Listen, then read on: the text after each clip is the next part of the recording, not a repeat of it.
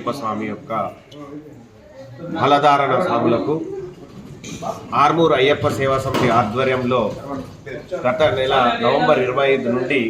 ఈరోజు జనవరి 5 వరకు నిరాటంకంగా 41 రోజులు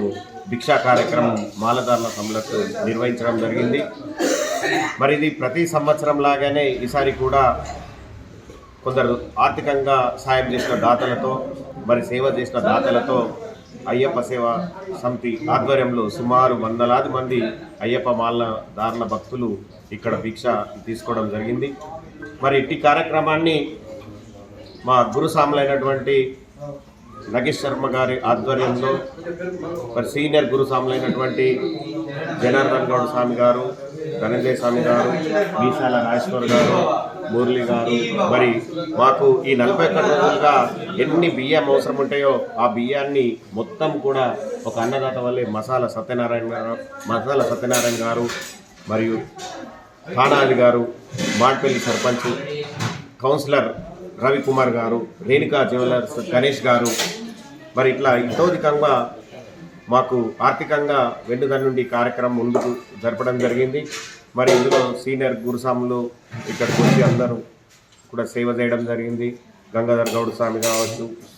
యోగి స్వామి, ధన్పాల్ స్వామి, విప్లవ స్వామి, మరియు మా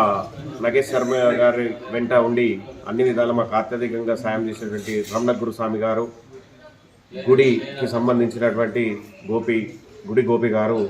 ఇలా అందరూ కూడా ముందుండి కార్యక్రమాన్ని మన అరట్టు సమయంలో సహకరించినటువంటి డీజే శివ కానీ మరియు గోపాల్ స్వామి, వీరందరికీ కూడా అయ్యప్ప సేవా సమితి తరఫున పేరున కృతజ్ఞతలు తెలుపుకుంటూ, మరి ఇదే విధంగా దాతలు కానీ అయ్యప్ప మాలధారణ భక్తులు కూడా ప్రతి సంవత్సరం ఇదే విధంగా